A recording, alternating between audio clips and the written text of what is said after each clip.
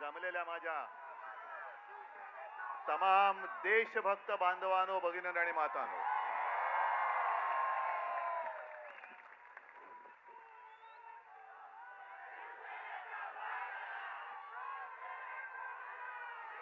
आता एक पोस्टर काहीतरी होतं. नाही नाही, हे धर्मेंद्र प्रधान राजीनामा द्या. ही एकदम क्षुल्लक गोष्ट आहे. नाही, हे पण एकदम क्षुल्लक आहे. हा लढा आता जे सरकार आपल्याला रोजीरोटी देऊ शकत नाही, रोजगार देत नाही, शिक्षण देत नाही, उत्तर देत नाही, हे सरकार बदलण्याचा हा लढा आता सुरू झाला पाहिजे. आम्हाला धर्मेंद्र प्रधान नकोय, आता हे सरकार नकोय. आणि मी नेतृत्व करायला आलेलो नाही, तुम्ही सर्वांनी आता नेते व्हा सांगण्यासाठी आलेलो आहे.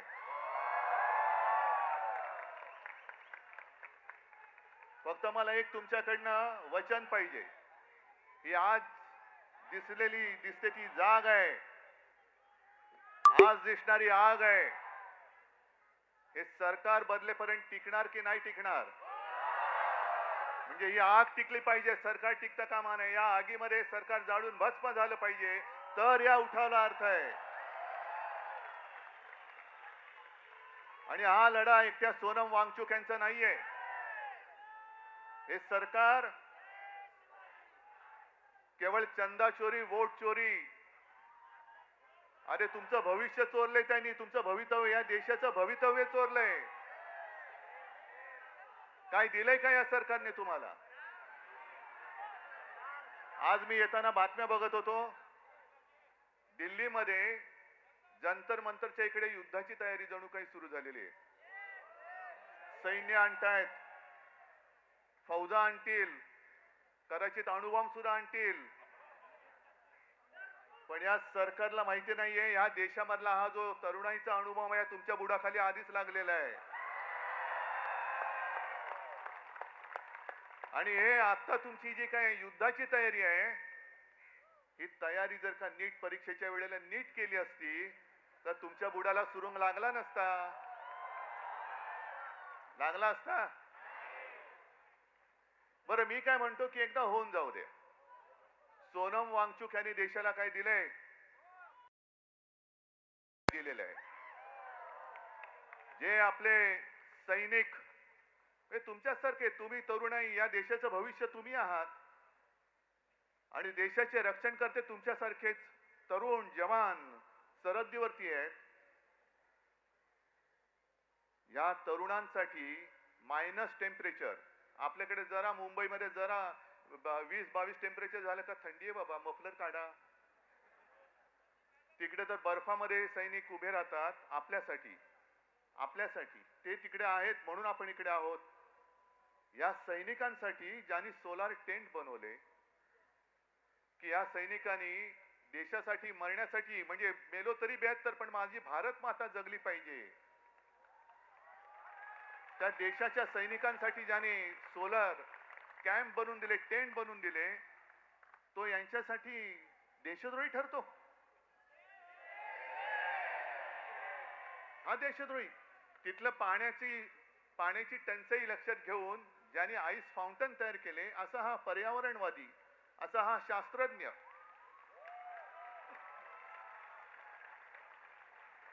हा यांच्यासाठी देशद्रोही. मग नेमकं देशप्रेम आहे तरी कुठे? देशप्रेम कोण आहे? कुठे? यांचं देशप्रेम नाही, अदानीचे सगळे प्रेमी, यांचे सगळे उद्योगपतींचे प्रेमी आहेत. पण काल काही गोष्टी तुम्हाला कळल्या पाहिजेत. काल मी नागपूरला गेलो होतो मंदिर लुटीच्या विरुद्ध सगळ्यांना जागा करायला. आणि नागपूरमध्ये गेल्यानंतर साहजिकच आहे, कोणाचं केंद्र आहे तिकडे? रासव संघ. म्हणजे बघा गंमत कशी आहे की या संघाने या कालच्या मे महिन्यामध्ये एक स्टेटमेंट दिले त्यांच्या त्या होसबळेनी, की पाकिस्तान बरोबर चर्चा केली पाहिजे. पाकिस्तान बरोबर, जो पाकिस्तान आपल्या देशात आतंकवादी घुसवतोय, बॉम्बस्फोट करतोय, सगळं काही करतोय, अतिरेकी हल्ले करतोय, त्याच्याबरोबर चर्चेचे दरवाजे खुले ठेवले पाहिजेत. आणि मोहन भागवतना विचारले तर मोहन भागवत म्हणतात की होय बरोबर आहे, हम हिटलर जैसे नहीं है. अहो भागवत साहेब, हे हम हिटलर जैसे नाही आहे तुमच्या मोदींना सांगा. आणि पाकिस्तान बरोबर चर्चेची तयारी आहे, मग वांगचूक बरोबर का नाही करत?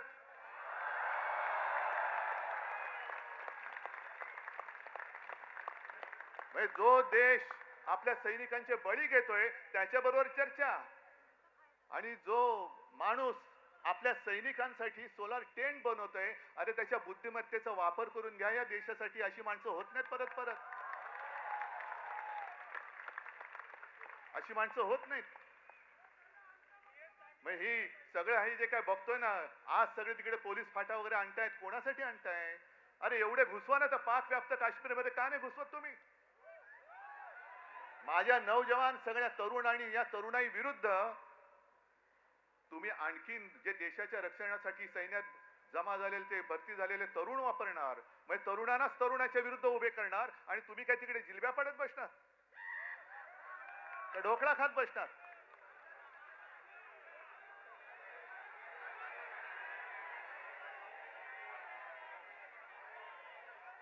आता काही जण मला विचारतात,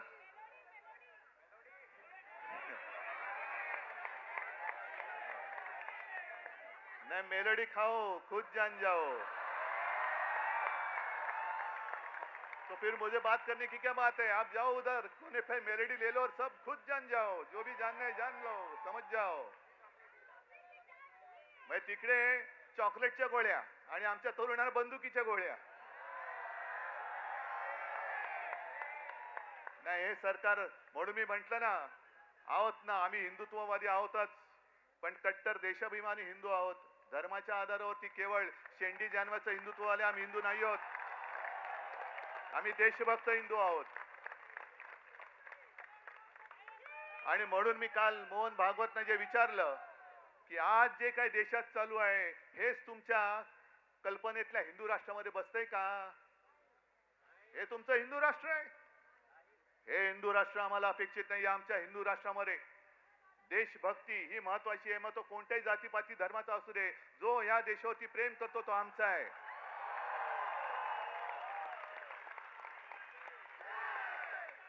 पण गंमत कशी आणखीन असते ती बघा. काही वर्षांपूर्वी, म्हणजे ज्यातनं भाजप सरकारचा जन्म झाला, अर्थात त्याच्यामध्ये पापी आम्ही सुद्धा होतो, पण अण्णा हजारे हे उपोषणाला बसले होते. लक्षात आहे तुमच्या? काय प्रसिद्धी मिळाली होती, काय प्रसिद्धी मिळाली होती. जणू काय संपूर्ण जग तिकडे एकवटलं होतं. पण त्यावेळेला अण्णांना कोणी देशद्रोही नव्हतं म्हटलं. अण्णांना कोणी चीनचा हेर किंवा हस्तक नव्हतं म्हटलं. अण्णा काय बोलतायत हे विचारण्यासाठी तत्कालीन मनमोहन सिंग सरकारने 4-5व्या दिवशी त्यांचा माणूस पाठवला होता. विलासराव देशमुखांना पाठवलं होतं. मग ही माणुसकी आज मोदी सरकारमध्ये का नाहीये? आमचा लढा हा माणुसकीसाठी आहे. पण अण्णा हजारेंना सुद्धा असं उचलून चादरी बिदरी आणून, अरे काय अतिरेकाला उचलताय तुम्ही? आणि चादरी कशासाठी पाहिजेत? मोदी सरकारला सांगतो की तुम्ही चादरीने वांगचुकना जरी झाकला असेल तरी तुम्ही सत्य झाकू शकत नाहीत. आणि तुमच्या पापावर तर पांघरून अजिबात घालू शकत नाही. तुमचं पाप उघड झालेलं आहे. किती झाका, तुमचा पापाचा कोंबडा हरवणारच आहे. पण अण्णांच्या वेळेला जसं मनमोहन सिंग सरकारने लगेच 4-5व्या दिवशी दूध पाठवला होता, का नाही पाठवला मोदी सरकारने? का धर्मेंद्र प्रधानला एवढं काय सोनं लागलेलं आहे? काय तरुण मुलांची आणि मुलींची काय मागणी आहे? एक तर शिक्षणाचा, स्वतःच्या शिक्षणाचा पत्ता नाही, त्याच्यामुळे शिक्षणासाठी किती मेहनत करावी लागते हे यांना माहिती नाही.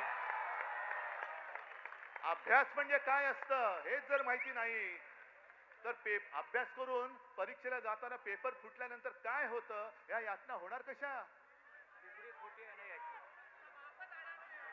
नाही, आता डिग्री खरी का खोटी हा सुद्धा प्रश्न आहे. ती त्याच्यामुळे ह्या यातना, आणि आज तुम्ही जर का बघाल तर तरुण मुलं मुली तर आहेतच, पण मी सोशल मीडियावरती बघतोय त्यांचे आजी आजोबा सुद्धा आलेले आहेत, आई वडील आलेले आहेत. याचं कारण असं की मला नाही शिकता आलं, पण माझ्या मुलाने शिकलं पाहिजे, माझ्या मुलीने शिकलं पाहिजे. मोदी सरकारची जी घोषणा आहे, मुलगी शिकली प्रगती झाली, अरे पण शिकून परीक्षेला गेली आणि पेपर फुटला, ती मुलगी आत्महत्या नाही करणार, मुलगा आत्महत्या नाही करणार. मग एवढ्या मुलाने आत्महत्या केल्या तरी एक धर्मेंद्र प्रधान तुम्ही डोक्यावर घेऊन नाचताय. मग धर्मेंद्र प्रधानला असं काय सोनं लागलेलं आहे? बरं, अण्णा हजारेंचा एक विषय झालाच, पण या घराणेशाही बद्दल आणखीन एक सांगतो. आज सोनम वांगचूक उपोषणाला बसलेत तिकडे, पण सोनम वांगचूक यांचे वडील सुद्धा, त्यांनी सुद्धा उपोषण केलं होतं. माहितीये तुम्हाला किती जणांना? कोण गेलं होतं त्यांच्याकडे बोलायला? म्हणजे भाजपच्या लेखी हुकुमशाह असलेल्या इंदिरा गांधी सोनम वांगचूक यांच्या वडिलांना भेटायला लडाखला गेल्या होत्या, तरी हे तिकडे दिल्लीत राहून दिल्लीतल्या दिल्लीत भेटायला न जाणारे मोदी आणि शहा हे लोकशाही आणि इंदिरा गांधी हुकुमशाह.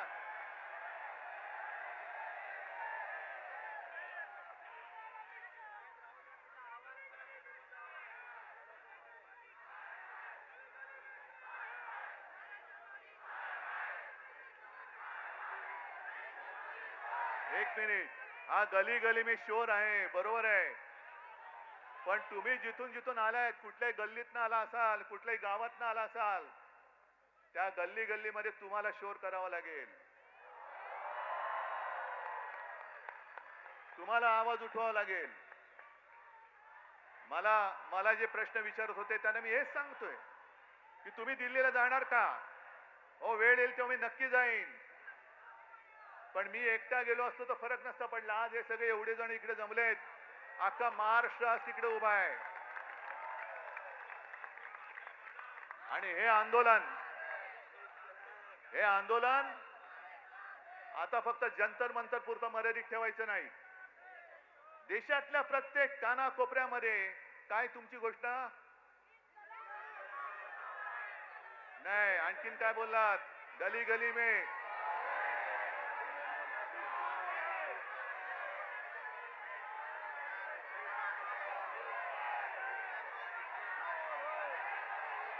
बरं, आणखीन एक गोष्ट, इकडे महिला आलेल्या आहेत, इकडे बऱ्याचशा महिला आहेत.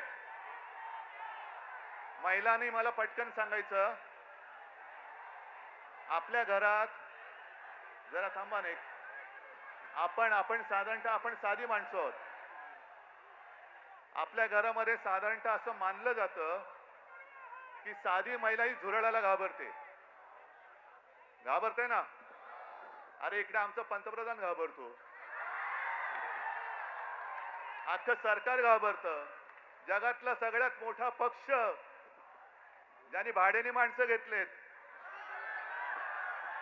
हे भाडकं वाचलं की असं होतं, भाड्याने म्हणजे माणसं चोरून पक्ष वाढवला ना की असा पक्ष झुरळाला घाबरतो.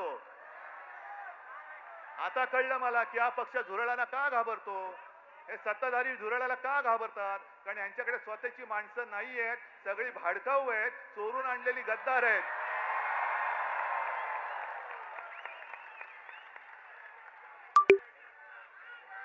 पण आता आपल्याला एक गोष्ट ठरवावी लागेल. माझं या शिवतीर्थावरून मोदी सरकारला आव्हान आहे, की तुम्हाला वन नेशन वन इलेक्शन घ्यायचे ना, आत्ता जाहीर करा. उद्या निवडणूक, देशाची निवडणूक आत्ता जाहीर करा, आम्ही तयार आहोत.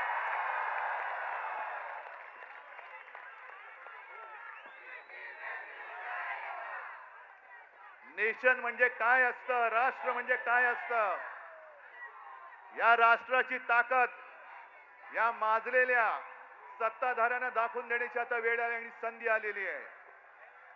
काय असतं नेशन म्हणजे काय असतं, राष्ट्र म्हणजे काय असतं. तुम्ही या माझ्या तरुणांना जे उद्या देशाचं भविष्य आहेत त्यांना कॉक्रोच म्हणता. पण आज तुम्ही बेशरमपणाने तिकडे गादीवरती बसलायत. जर आपल्याला स्वातंत्र्य मिळालं नसतं तर त्यांची बुडं टेकायला या गाद्या मिळाल्या नसत्या. जे क्रांतिकारक फासावर गेले, काय वय होती त्यांची. सुखदेव, राजगुरू, भगतसिंग, किती किती नावं घ्यायची. चापेकर बंधू सगळे याच वयातले होते, याच वयातले. ज्यांना आज आपण जेन-झी म्हणतो. ती काय झुरळ होती. तुम्हाला काय झुरळामुळे स्वातंत्र्य मिळालंय. जर आपल्या स्वतःच्या प्राणाची पर्वा न करता, घराची कुटुंबाची पर्वा न करता तेव्हाची तरुण मुलं यांनी जर का देशाच्या स्वातंत्र्यासाठी बलिदान केलं नसतं तर आज आपल्याला स्वातंत्र्य बघायला मिळालं नसतं.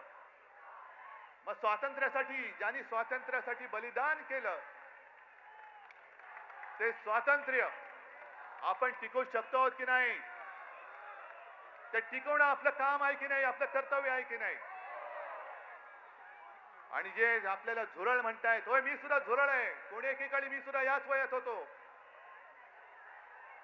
जर तुम्ही तरुण मुलांना झुरळ बोलत असाल तर झुरळांचे आई वडील सुद्धा झुरळच आहेत. हा देश काय झुरळांचा देश आहे. आपण आता ठरवलं पाहिजे की जो आपल्याला झुरळ म्हणतोय, जो आपल्याला न्याय हक्क नाकारतो आहे, या सगळ्या सत्तेला चिकटलेल्या गोचिडी आहेत. गोचिडी. मी आज त्या सत्तेला चिकटलेल्या ना गोचिडी म्हणतोय. जे सत्तेला चिकटून राहिलेत आणि लोकशाहीचं रक्त पितायत, या सत्तेला चिकटलेल्या लोकशाहीचं रक्त पिणाऱ्या गोचिड्या आपल्याला खेचून बाहेर काढाव्याच लागतील.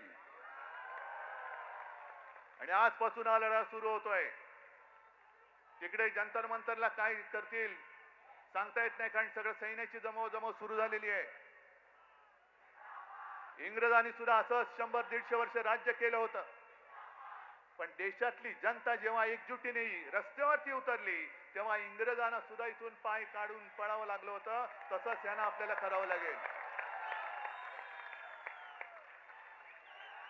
आणि आजपासून तुम्ही जिथे जिथे असाल, मी या माध्यमांच्या चॅनलच्या माध्यमातून संपूर्ण महाराष्ट्राला नव्हे तर देशाला विनंती करतोय, तुम्हाला जसं जमेल, तुम्हाला जसं झेपेल तसं हे स्वातंत्र्य जपण्याचं युद्ध आता सुरू करा.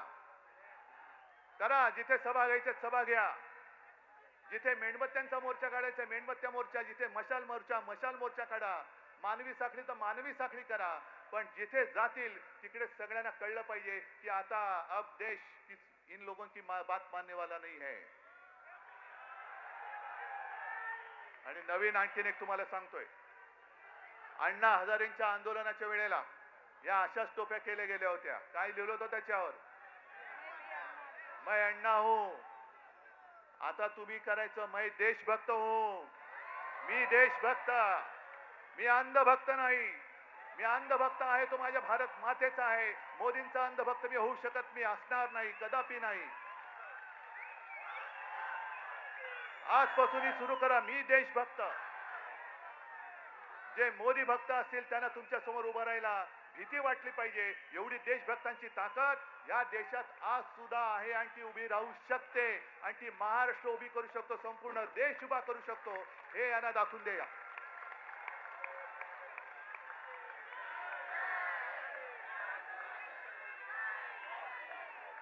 आज तुम्ही एवढ्या मोठ्या संख्येने आलेला आहात. मी म्हणतो ही ठिणगी आहे, पण एक ठिणगी वणवा पेटवायला पुरेशी असते. ती ठिणगी आज पडलेली आहे आणि देशाच्या लुटारूंना सत्ता भ्रष्ट केल्याशिवाय आता आम्ही स्वस्थ बसणार नाही. ही शपथ घेऊन आपण ह्या आंदोलनाला सुरुवात करूया. जय हिंद, जय महाराष्ट्र.